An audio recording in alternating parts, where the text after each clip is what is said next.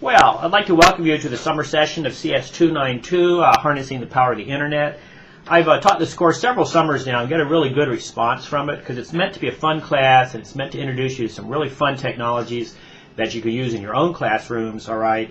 And the whole purpose of this summer course is to have you come away with something that you actually have ready to go when your fall courses start, okay?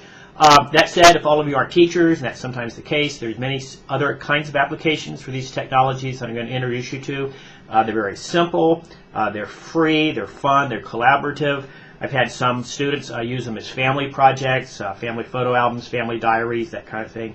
They're great for students themselves of any age. You can do learning diaries, you can do classroom organization. Students love podcasting, for example. You know how you have in small groups, particularly in elementary school, you have the older kids reading to the younger kids. This is a perfect way to apply podcasting, which is, you know, you can see the kids with their iPods, that kind of thing.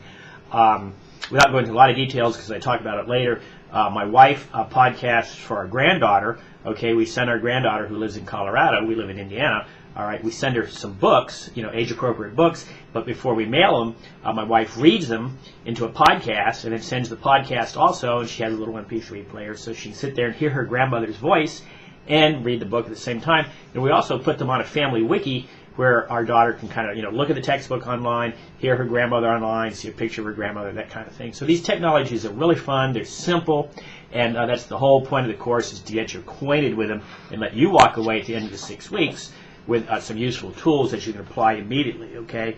As I just mentioned, the course does run for 6 weeks. You can start it earlier. If you get in here earlier, that's fine. You probably won't hear from me much until the course actually starts. Basically, we're going to be talking about collaborative activities. We're going to be talking about classroom organization. We're going to be talking about engaging your students in technology in a safe way, okay? We're going to talk about safety. And basically, we're trying to place your students in the context of where they really are right now, okay? And maybe you're not quite there yet. That's maybe why you're taking the course. So I think at the end of the 6 weeks, you're going to come away and say, oh, wow, you know, that was fun and it wasn't overwhelming, okay? I'm not trying to throw so many difficult technologies at you that you go, you know, I don't want you to do that. Technology can cause that kind of hum in your brain. I don't want that to happen to you. Basically, I want you to figure out over the 6 weeks a project that you can end up with that you'll get graded on, okay? You know, based on your engagement, all right, not based on your technology skills, but just based on your level of engagement and sort of your creativity and thinking of a good project that that was going to help your students or help yourself or help your family, that kind of a thing. That's, you know, I want this class to work for you. That's the goal. Look at some notes here. Guess what? I can't read my own handwriting.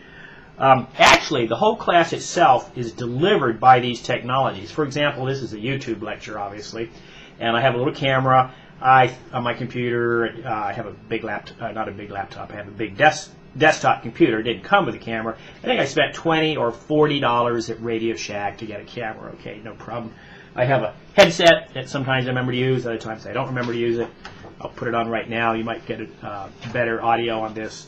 Headset is $20 or $30 from Radio Shack. You know, it's kind of cool. I look like a pilot now. I like that. Okay. It said you'll get some feedback from me. You'll get it mostly through the blog. The classroom blog, by the way, is ongoing. So you'll see the entries from previous summers. It just gives you ideas. So I thought I'd leave them there. It gives you collaborative ideas, that kind of thing. There's nothing wrong with stealing each other's ideas, okay? You know, wasn't it King Solomon said there's nothing new under the sun? So, you know, you don't have to worry about that. So the final thing is, how do you contact me? Okay, the best way to get a hold of me, because it's summer and I travel a lot, is use the Blackboard Mail feature.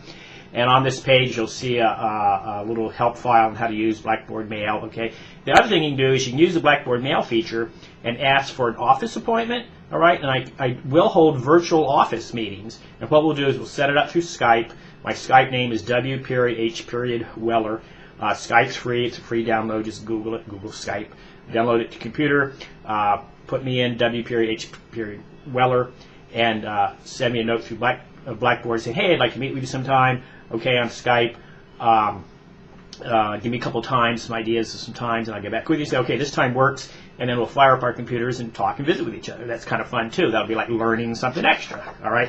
So I think when you leave this class, you really go away with a good feeling that say, wow, you know, I've been exposed to a bunch of technologies, new technologies, none of them overwhelming. I've learned how to download them to my computer. I can teach them to my students how to how to use them. You may sometimes need help from your technology coordinator or technology assistant, because sometimes some schools block some of the software, so you may need some help working through those issues.